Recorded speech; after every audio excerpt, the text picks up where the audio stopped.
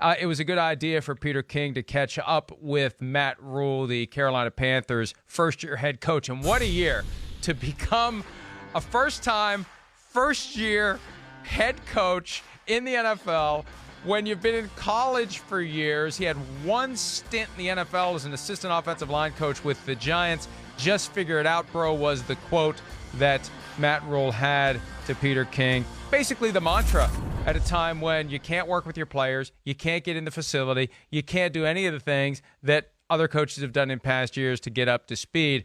Peter, give me your big takeaway from talking to Matt Rhule about the challenges he's facing as he tries to get ready for a football season that the NFL, by all appearances, is intent on staging. Well, Mike, not only is he far and away the least experienced NFL head coach who was hired in this cycle. You got two former head coaches in McCarthy and Rivera, and then Stefanski and Judge have worked a combined 23 years on NFL coaching staffs. Here's Matt Rhule. He worked for 1 year as an NFL assistant coach, in between, jumping from college job to college job. And not only that, but you can't see your players. Your coaches have never met your players. He's got a defensive coordinator, Phil Snow. He's never coached in pro football. He loses his leader, Luke Kuechly, and he can't even meet his players. And so all of this stuff, I think it's the most challenged job that anybody has. But I got him to email me his speech, his first speech to his team, which when you think about it, Mike, this is a $2.4 billion business, the Carolina Panthers. This is a $60 million head coach. He's gotten the highest reward of any first-time NFL head coach in history. They gave him 7 years, $60 million. And all that happens. And so how does he talk to his team for the first time? He props up his iPhone on a lantern on a picnic table in the backyard. He presses video and he turns it on and he talks to him for 6 minutes and 21 seconds. And then he takes that and he emails it to his 62 players. Hey, here's your new coach. Here I am. Here's what I believe in. And it just is. That's why he says, hey, just figure it out. It's not going to be easy for us. But I think he's got a shot, not this year. I think they're going to be in the Trevor Lawrence Derby this year.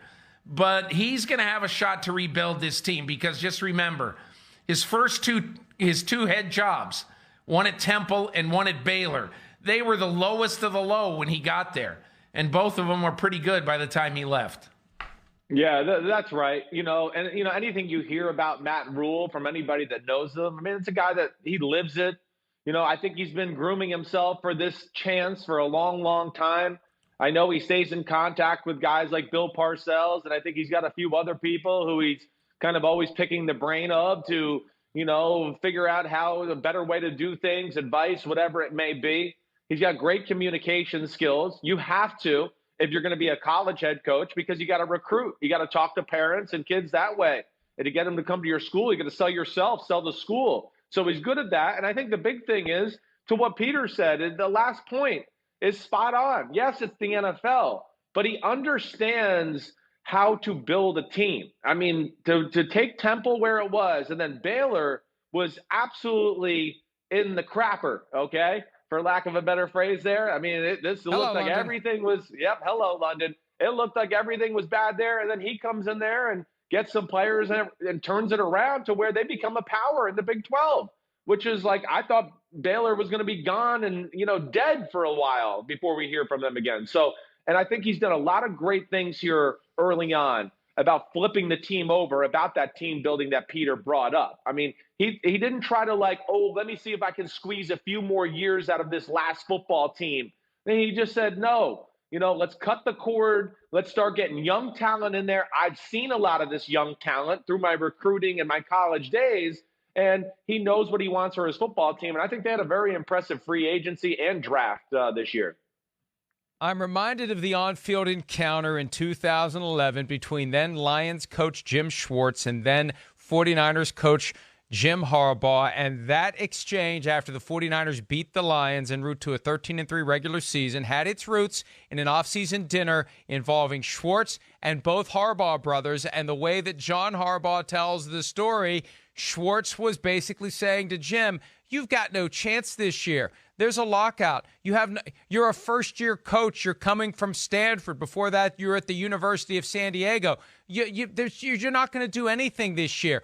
And Jim sat there and stewed and stewed and stewed some more, and that all exploded on that day in October 2011 when the 49ers beat the Lions. But the 49ers turned it around dramatically. Peter, I get the impression you're ready to write off the Matt Rhule Panthers. Is there a chance that he could take a page out of the Jim Harbaugh playbook from 9 years ago? I mean, there's a chance, obviously, but, look, they might have, who knows what this year is going to look like. They might have a month once you can all get together before they start playing games. And just remember, they've got 5 of their first 10 games are against division foes. So Brady, Breeze, Matt Ryan. I mean, everybody, okay, so Brady and Breeze obviously are going to the Hall of Fame. If Matt Ryan plays 5 more years at his current level of production, he will retire with more passing yards than Peyton Manning and Brett Favre. So, I mean, it's not like playing the Falcons is a day off. Okay, so maybe, Mike, maybe, but I think this is probably more of 2020 as a building year and 2021 and beyond, especially if they're in position to draft one of those really good quarterbacks. Hey, look, Teddy Bridgewater might be able to prove it that they shouldn't take a quarterback. So we'll see. Yeah, that's right. I'm more with Peter, Mike, here on this one, where I think this is a year about laying down the tracks for something better in the future. The fact that all they did in the draft was draft defensive players. You look at that, the Teddy Bridgewater situation, of course, at quarterback, I do think gives them some flexibility. I think it was a brilliant move by them, really, because when you get a guy like Teddy Bridgewater, yeah, you might, damn, we struck gold. He's our guy. We got him going forward. But if it doesn't really work out, you'll also be able to sell the ownership and go, he was kind of a career journeyman. I just wanted him as a stopgap guy. Now we need to get my franchise quarterback in here. That's going to buy him time and some wiggle room with ownership as well. But, as much as, the defense is totally flipped over, the offense, Mike, this is where I kind of find them exciting and fun. You start to look at their names and some of the young talent they got on this offense, it excites you. I mean, you look at those 3 receivers they got, DJ Moore, Robbie Anderson in free agency, and Curtis Samuel. Those guys can fly. I mean, that's special. And then Christian McCaffrey and what he does in the pass game and run game, that's where they're kind of excited, and I think can be a pain in the butt for a lot of teams in the NFC South and the NFL in general. I think the wild card in all of this, and emphasis on the wild, is owner David Tepper. I mean, he is not afraid to do what he has to do to maximize his position. He's earned billions via his hedge funds. And to me last year, when they got down to the last 2 games and they decided to throw Will Grier out there, that was, in a roundabout way, an effort to improve their draft standing in 2020. That David Tepper gets it, that he understands the disconnect that the NFL tries to sell between winning every single game, but oh boy, it's great to be as high as you can be in the draft order. And I think they will start this season with every intent to try to win games. They're not doing a full season tank. But the moment it begins to fall apart, David Tepper is not going to stand in the way of it falling apart, because he's going to understand the benefit to the organization 2021 and beyond if they can get in position to get a Trevor Lawrence or another top quarterback and revolutionize the franchise that way. But like you guys have said, hey, if Teddy Bridgewater ends up getting it done, they've got Christian McCaffrey in his prime. They're not just going to flush the season from the get-go. But I think they'll be ready to pivot to, all right, let's be as bad as we can be in the hopes of drafting as high as we can from the standpoint of winning and losing games, if their effort out of the gates to to be competitive doesn't work, Peter. Yeah, and look, the specter of and he's right in their area, obviously. The specter of Trevor Lawrence is going to hang over this season, this NFL season, and the Carolina Panthers season. And I don't think, as you say, Mike, that they're going to start off doing this because, look, last year, the Miami Dolphins proved that, because what do they start 0-7? The Miami Dolphins proved that, they've got a better record after Halloween than the New England Patriots. And what that proves to me is that a coach and an organization can do whatever it wants. And the Miami Dolphins, do they wish today they had Joe Burrow on their team? Yes. But that wasn't the way it was. And so they might want to have it this way, but once players and coaches get involved, they're going to understand that the Carolina Panthers are not going to have the worst record in football. They won't.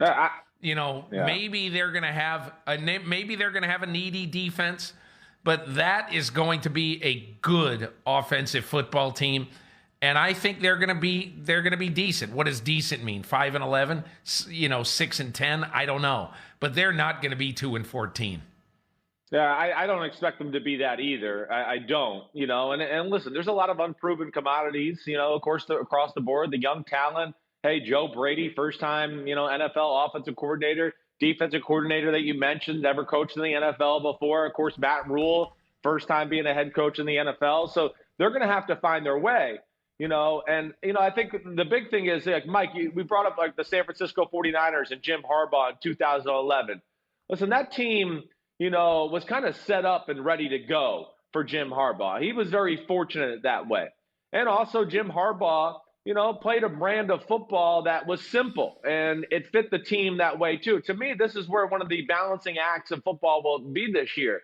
The coaches that can find the line of like, okay, we want to push forward and put more offense and be more creative. Okay, that's cool. But at what point, because of the lack of off-season time, are you going to endanger yourself or your team of going, wait, that's too much, and we're not being detailed in any of these schemes, and we're not executing and doing those things right? Yeah, hey, great. We got 100 different pass plays, but we mess up 87 of them all the time. That's not good. You're going to have to find where a guy, especially like Matt Rhule, is going to have to find that fine line to go, okay, I think we pushed the boundaries of creativity, but also this is where my team's really comfortable and we're going to make no mistakes and we can really execute and play perfect ball that way to where our team won't mess it up. Matt Rhule's going to have to tinker with that. And, to a little more to what Peter said too, I just think it's hard for a coach like this too, Mike, if he's even somewhere in the inkling of being in the playoff conversation early November, mid-November, those teams there, they're not going to give up. And as we've talked about before, the records for these head coaches, they go on their tombstones. So they have a hard time pulling the plug on a season for draft picks. It's a very tough, angel and devil on their shoulder there with that conversation. Hi, I'm Mike Tirico, and thanks for watching. Make sure to hit subscribe for the latest news and highlights from NBC Sports.